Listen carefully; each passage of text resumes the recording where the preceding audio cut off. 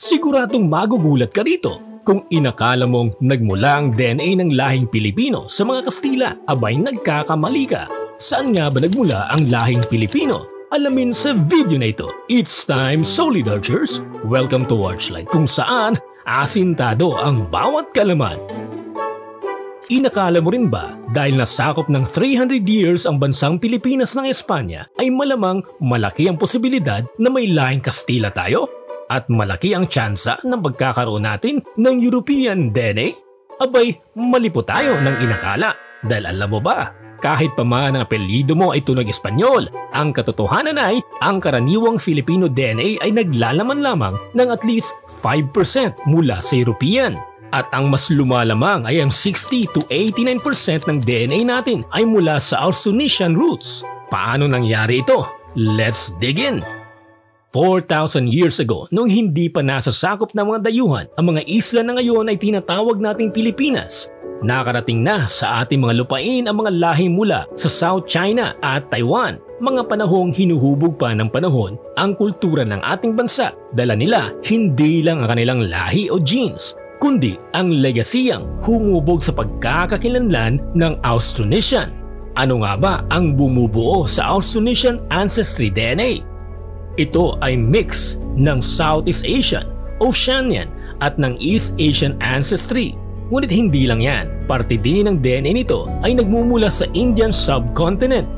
Sa loob ng maraming taon, ang Southeast Asia ay iniuugnay sa South Asia sa pamamagitan ng mga trade routes na siyang nagbigay ng malaking marka sa genetics nating mga Pilipino, na sinasabing ang pagkakakilanlan nating mga Pilipino ang isa sa mga pinakamayaman at pinakamakulay sa buong mundo. Ano nga ba ang bumubuo sa Filipino DNA? Ang Filipino DNA ay isang natatanging halo ng iba't ibang lahi at pangkat etniko na nag-evolve sa loob ng libo-libong taon. Ito ay resulta ng migration, intermarriage at cultural exchanges sa pagitan ng mga sinaunang tao at dayuhang mananakop. Narito ang mga pangunahing pinagmulan ng Filipino DNA. Austronesian, Malay, Polynesian, nasa 60 to 89%. Ang mga unang nanirahan sa Pilipinas ay may lahing Austronesian na nagmula sa Taiwan at kumalat sa Timog Silangang Asya at Pasipiko. Dinala nila ang wikang Austronesian, agrikultura at seafaring skills sa bansa.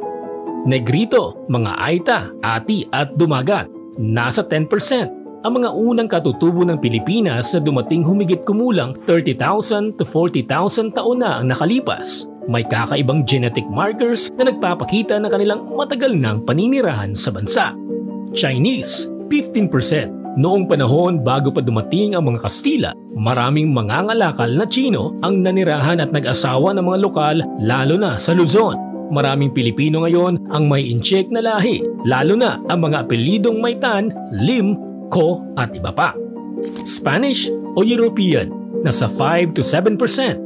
Ang 333 taong pananakop ng Espanya ay nagdala ng European genes, lalo na sa mga mestizo o may lahing Kastila. Bagamat kakaunti ang direktang lahi, malaki ang naging impluwensya nito sa kultura.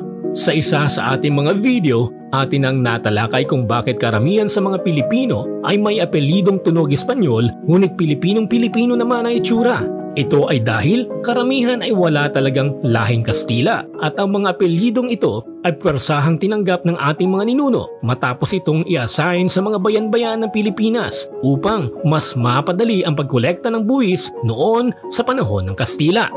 Indian o South Asian, nasa 2 to 5%. Ang migration ng mga Bombay o Indian ay nagsimula pa noong panahon ng Srivijaya at Madhyapahit Empires. Maraming salitang Pilipino ay hango sa Sanskrit tulad ng Diwa, Guru at Maharlika.